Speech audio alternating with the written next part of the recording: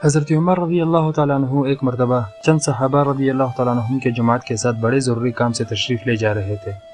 راستے میں ایک بڑھیا ملی جن کی کمر مبارک بھی جھک گئی تھی اور لاٹھی کے سہارے سے آہستہ آہستہ چل رہی تھی۔ حضرت عمر رضی اللہ تعالیٰ عنہ سے فرمایا، عمر ٹھہر جا، کہاں لپکا جا رہا ہے؟ حضرت عمر رضی اللہ تعالیٰ عنہ ٹھہر گئے اور بڑھیا لاٹھی کے سہارے سیدھی کڑی ہو گئی اور فرمایا، اے عمر، میرے سامنے تیرے اوپر 3 دور گزر چکے ہیں۔ ایک دور تو وہ تھا کہ تو سخت گرمی کے زمانے میں اونٹ چرایا کرتا تھا اور اونٹ بھی چرانے نہیں آتے تھے۔ صبح سے شام تک حضرت عمر رضی اللہ تعالیٰ عنہ اونٹ چرا کر آتے تو خطاب کی مار پڑتی تھی کہ اونٹوں کو اچھی طرح چرا کر کیوں نہیں لایا۔ ان کی بہن عمر کو یہ کہتی تھی کہ عمر تجھ سے تو پلی نہیں پھوٹتی۔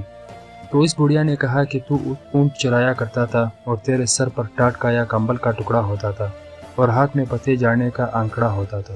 دوسرا دور وہ آیا کہ لوگوں نے تجھے عمر کہنا شروع کیا، اس لیے کہ ابو جہل کا نام بھی عمر تھا۔ اس کی طرف سے پابندی تھی کہ میرے نام پر نام نہ رکھا جائے۔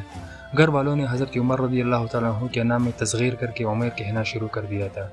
2 ہجری میں غزوہ بدر ہوا اور اس میں ابو جہل مارا گیا۔ اس وقت تک ان کو عمر ہی کہا جاتا تھا۔ بڑھیا نے کہا کہ اب تیسرا دور یہ ہے کہ تجھے نہ کوئی عمر کہتا ہے نہ عمر، بلکہ امیر المؤمنین کہہ کر پکارتے ہیں۔ اس تمہید کے بعد بڑھیا نے کہا، رعایا کے بارے میں اللہ سے ڈرتے رہنا۔ امیر المؤمنین بننا آسان ہے مگر حق والے کا حق ادا کرنا مشکل ہے۔ کل حقوق کے بارے میں بھی باز پرس ہوگی، لہٰذا ہر حق والے کا حق ادا کرو۔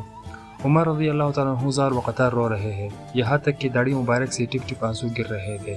صحابہ جو ساتھ تھے انہوں نے بڑھیا کی طرف اشارہ کیا کہ بس تشریف لے جاؤ۔ حضرت عمر رضی اللہ تعالیٰ عنہ کے رونے کی وجہ سے زبان بھی نہ اٹھ سکی، اشارے سے ہی منع فرما دیا کہ ان کو فرمانے دو جو فرما رہی ہے۔ جب وہ چلی گئی تب صحابہ رضی اللہ تعالیٰ عنہ میں سے کسی نے پوچھا کہ یہ بڑھیا کون تھی جس نے آپ کا اتنا وقت خرچ کیا؟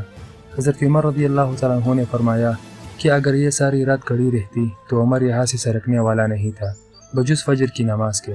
یہ بی بی صاحبہ خولہ بنت طالبہ رضی اللہ تعالیٰ عنہ ہے جن کی بات کی سنوائی 7ویں آسمان کے اوپر ہوئی اور حق تعالیٰ نے ارشاد فرمایا۔